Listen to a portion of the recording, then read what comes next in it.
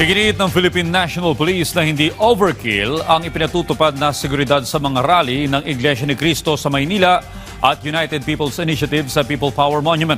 Yan ang ulat ni Ryan Lesigues. Hindi overkill. Ito ang nilinaw ng Philippine National Police o PNP matapos questionin ng ilan ang higpit ng seguridad na inilatag ng PNP para sa 3 araw na kilos protesta ng Iglesia ni Cristo sa Maynila at United People's Initiative sa People Power Monument. Ayon kay PNP spokesperson Police Brigadier General Randolph Tuanyo, mahigit 13,000 pulis lang ang kanilang ipinakalat na layong bantayan ang mga makikisa sa kilos protesta. Ito po ay para bigyan ng proteksyon yung mga nagrarally natin, ng mga religious na rally natin, para doon sa mga posibleng na nais o manggulo po sa atin.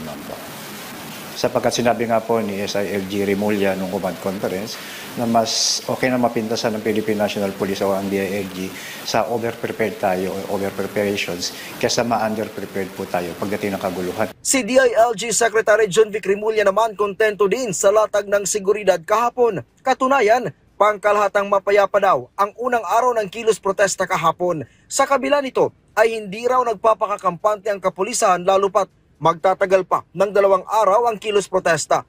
Ginamit aniya nila ang mga natutunan sa gulong nangyari noong September 21.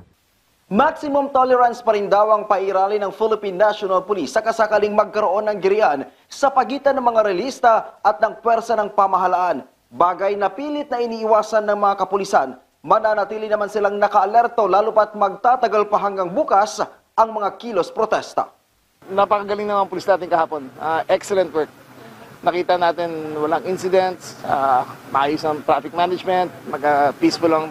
Kahit anong pinagsisigaw doon sa PPM, wala nagre-react. Ayos naman. Mindiola, walang lumapit. As we warned, di pwedeng lumapit doon. So okay naman. Kaugnay nito ay paimbestigahan daw ng DILG ang ilang individual na nakiisa sa kaliwat kanang kilos protesta na nananawagan na pababain sa pwesto si Pangulong Ferdinand R. Marcos Jr. at pag-aaklas ng militar. Ayon kay Remulla, maaring maharap sa inciting to sedition ang mga ito. We will go for truth, accountability, and justice and go through the due process kung sino man kailangan mahatulan dito.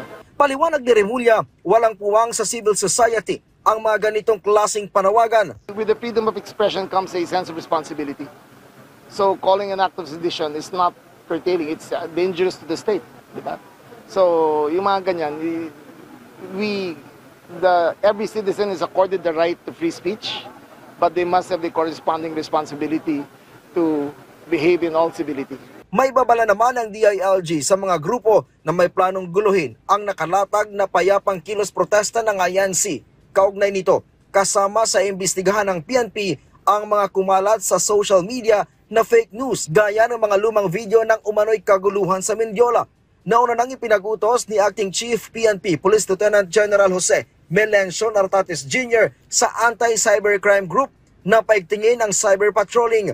Hindi daw kasi malayong gamitin ng ilang content creator ang 3 araw na rally para mag-post. Gayon din ay magpakalat ng mga gawa-gawang impormasyon para galitin at hikayatin ang publiko na gumawa ng labag sa batas.